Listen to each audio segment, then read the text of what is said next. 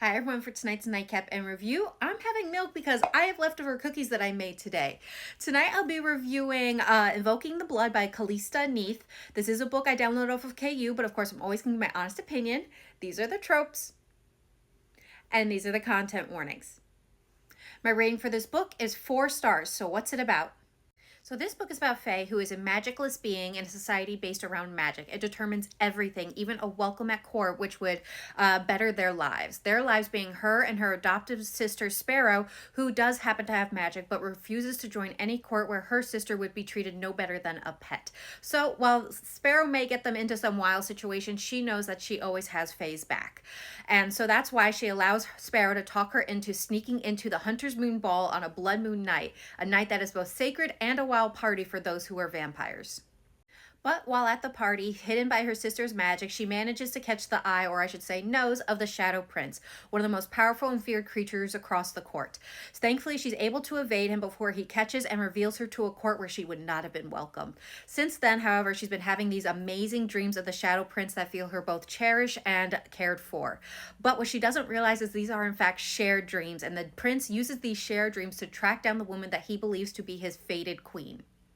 That is until he realizes Faye is an Anarian, a being without magic, which means she is not immortal. So it must be a trick because fate would not be so cruel to pair him with someone whose death would result in his own death, right?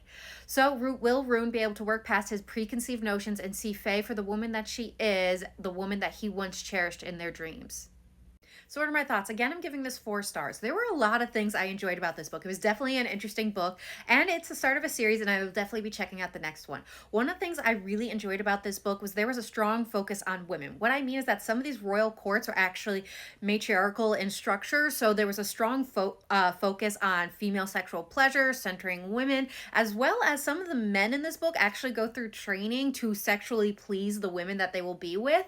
And I mean, they get their training so they can give a woman for a pleasure for an extended period. Like, oh my goodness. So that was definitely really interesting to see this focus with women-led societies.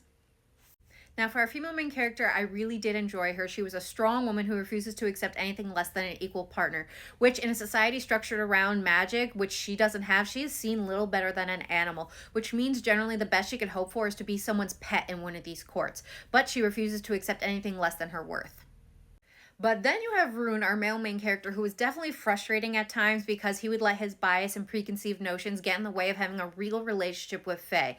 But thankfully, he has this internal separate entity, his bloodlust that is kind of sentient, that is called Voshki, or at least Faye gives him that name, who definitely makes up for that frustration you feel with Rune because he is all about Faye and her needs. Now, I will say the only drawback for me is that I do wish there had been a little bit more world building at the beginning because there were times where I was confused as to the magic system and the rituals surrounding them, as well as the court structure. But overall, it was still a really enjoyable book that I do intend to read the next one, as again, this one leaves on a cliffhanger.